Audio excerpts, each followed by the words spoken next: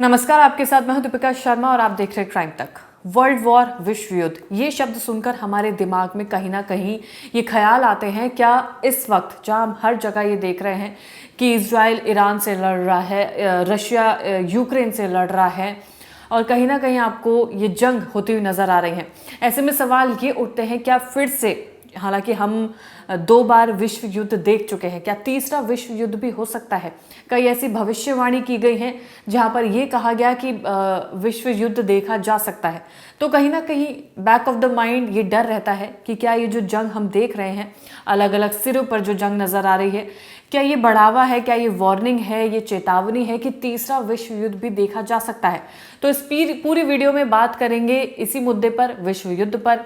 किन किन देशों के पास परमाणु हथियार हैं, कौन हमला कर सकता है, जिन देशों के पास परमाणु हथियार नहीं है वो खुद को कैसे बचा सकते हैं, क्या वो ट्रीटी थी जिसे साइन किया गया था जिस वजह से अभी तक कई देशों के पास परमाणु हथियार नहीं है और खतरा हो सकता है उन्हें। तो ये तमाम तरीके के सवालों के जवाब इस वीडियो में देंगे। तो सबसे पहले बात करेंगे कि कई जगहों पर ये जंग देखी जा रही है। इजराइल हमास हो, इजराइल ईरान हो, लेबनान हो, सीरिया जैसे देशों में ये जंग देखी जा रही है। हाल ही में सीरिया में 1000 लोगों की हत्या 24 घंटे के अंदर कर दी गई है। तो कहीं ना कहीं ये वार्निंग है, ये पूरे विश्व के लिए चेतावनी है कि हमें एकजुट होकर इस आग को शांत करना है, ना कि इसे बढ़ावा देना है। कहीं ना कहीं लोगों के लिए मन में खतरा है, डर है। अब जो है वो आधुनिक हो गई है लड़ाई, कई तरह के ऐसे हथियार सामने देखे जा सकते हैं। जो पहले का वॉर था, जो पहले की जंग थी, उसमें इतने ऑटोमेटिक हथियार नहीं थे, लेकिन अब क्योंकि समय आधुनिक है तो ऐसे में खतरा और भी ज़्यादा बढ़ता हुआ नजर आ रहा है। इजराइल की बात करें तो इजराइल के खिलाफ दुनिया के 40 से ज़्यादा इस्लामिक देश खड़े, यानी कि उसके सामने कई ऐसे देश हैं जो उसके अगेंस्ट हैं। इस बीच अमेरिका और नाटो समूह इजराइल के समर्थन में दिखाई देते हैं। दूसरी ओर उत्तर कोरिया है जो हर वक्त युद्ध की धमकियां देता है और इस बात में कोई संदेह नहीं है। इतना ही नहीं, वो अपने न्यूक्लियर टेस्ट भी करता हुआ नजर आता है और कई ऐसी रिपोर्ट में दावा भी किया गया है कि नॉर्थ कोरिया लगातार ये टेस्ट करता है। इन सब के बीच भारत ने अपने पड़ोसी मुल्कों यानी कि पाकिस्तान और चीन के साथ मनमुटाव देखे जा सकते हैं। चीन किसी भी हाल में ताइवान पर हावी होना चाहता है, अमेरिका इसे बचाने में जुटा हुआ है। तो कहीं ना कहीं जितने भी मुख्य बड़े देश हैं वो कहीं ना कहीं किसी जंग में फंसे हुए हैं, फिर चाहे वो किसी देश पर कब्जा करना हो या फिर प्रॉपरली लड़ाई देखी जा सकती हो। रशिया यूक्रेन की बात करें तो वो जंग थमने का नाम नहीं ले रही है। इजराइल और हमास की बात करें तो उसमें भी लगातार कई सीज फायर देखे गए। सीज फायर पर बहुत लंबे वक्त तक बातचीत की गई, बावजूद उसके सीज फायर में भी कई बार देखा गया कि अटैक किया गया है। तो कहीं ना कहीं ये जंग रुकने का नाम नहीं ले रही है। इसी में 2024 में एक भविष्यवाणी हुई थी, अगर उस पर बात करें तो इस मामले में एस्ट्रोलॉजर नॉस्ट्राडामस ने भविष्यवाणी की थी। भविष्यवाणी करते हुए उन्होंने बताया था कि 2024 में पूरी दुनिया सबसे ज़्यादा तनाव देखेगी और 2024 में सबसे ज़्यादा तनाव देखा भी गया है। ना तो रशिया यूक्रेन वॉर रुकी, ना इजराइल हमास की वॉर रुकी, कहीं ना कहीं लोगों की जान लगातार जा रही थी। सीज फायर में भी तनाव देखा गया था, बॉर्डर्स पर तनाव देखा गया था। तो ये कहीं ना कहीं संकेत हैं उस भविष्यवाणी की जो रिपोर्ट में दावा किया जाता है कि की गई थी।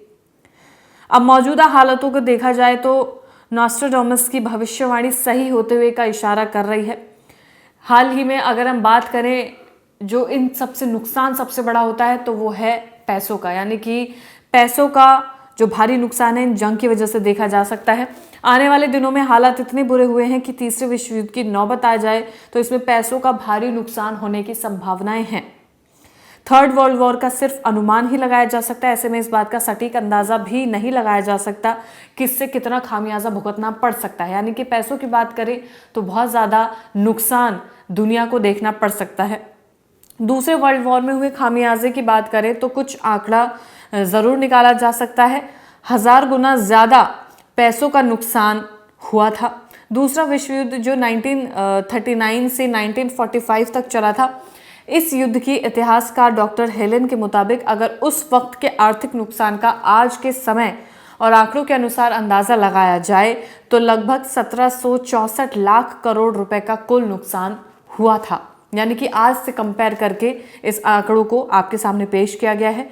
परेशानी की बात यह है कि तीसरे विश्व युद्ध में ये आंकड़ा पिछली बार से 1000 गुना तक बढ़ सकता है। अगर तीसरा विश्व युद्ध होने की जो संभावनाएं नजर आ रही हैं, हर मोड़ पर जो जंग नजर आ रही हैं, अगर ऐसा हुआ तो इस आंकड़े से भी 1000 गुना ज्यादा पैसों का नुकसान हो सकता है। इस आंकड़े के अनुसार कुल नुकसान लगभग 17,64,000 करोड़ रुपए तक पहुंचा जा सकता है। एक्सपर्ट के मुताबिक पहले की तुलना में आज दुनिया के ज्यादा आधुनिक हथियार हैं, जैसा कि मैंने आपको बताया।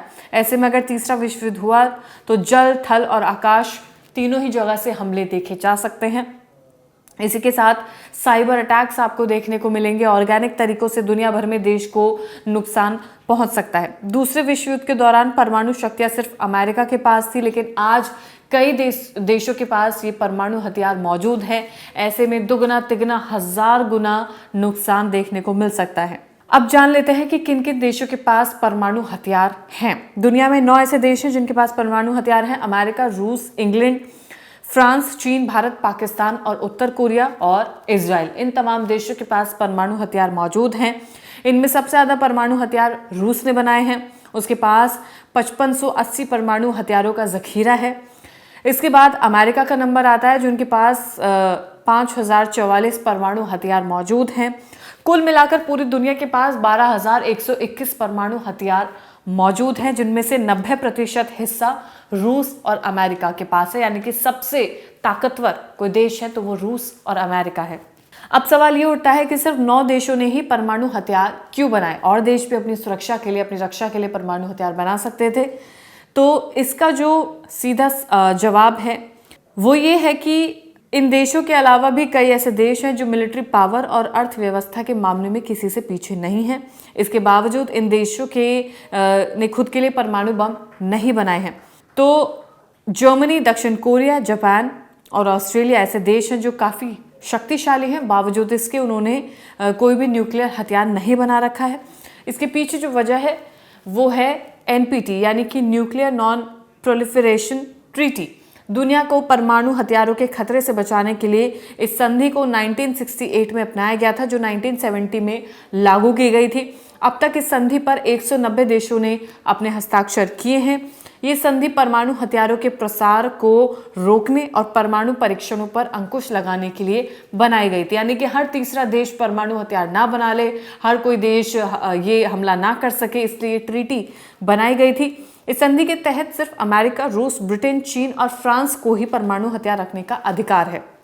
वो इसलिए क्योंकि जब ये संधि लागू हुई थी उससे पहले ये देश न्यूक्लियर टेस्ट कर चुके थे। और अगर इन देशों पर जो बाकी के देश हैं जिनके पास परमाणु हथियार नहीं है, अगर उन पर हमला होता है तो वो क्या करेंगे, ये सबसे बड़ा सवाल है।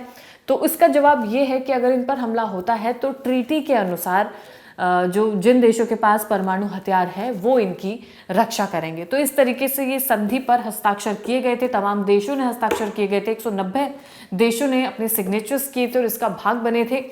यानी कि जो 9 अब देश हैं उनके पास ही सिर्फ परमाणु हथियार हैं। आपस में मित्रता दिखाते हुए ये देश एक दूसरे की मदद कर सकते हैं अगर किसी पर हमला होता है तो बात हुई इस पूरे एपिसोड में तीसरे विश्व युद्ध की, परमाणु हथियार की।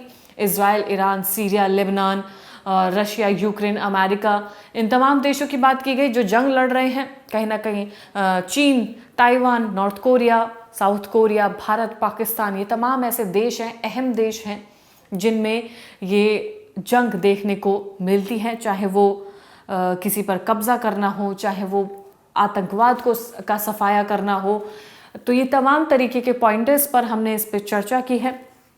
लगातार ये कोशिश है कि क्राइम तक आपको ऐसी खबरें दिखाता रहे जहाँ पर हम आपको ये क्लियर कर सके कि आखिर किन किन देशों में क्या क्या चल रहा है, मिडिल ईस्ट में इस वक्त क्या चल रहा है, सीरिया में 1000 लोगों की हत्या कर दी गई, ये सबसे बड़ा मुद्दा है। इजराइल हमास की सीज फायर को लेकर कई बड़े बड़े बयान सामने आते हैं, तो लगातार आपको क्राइम तक दिखाता रहेगा।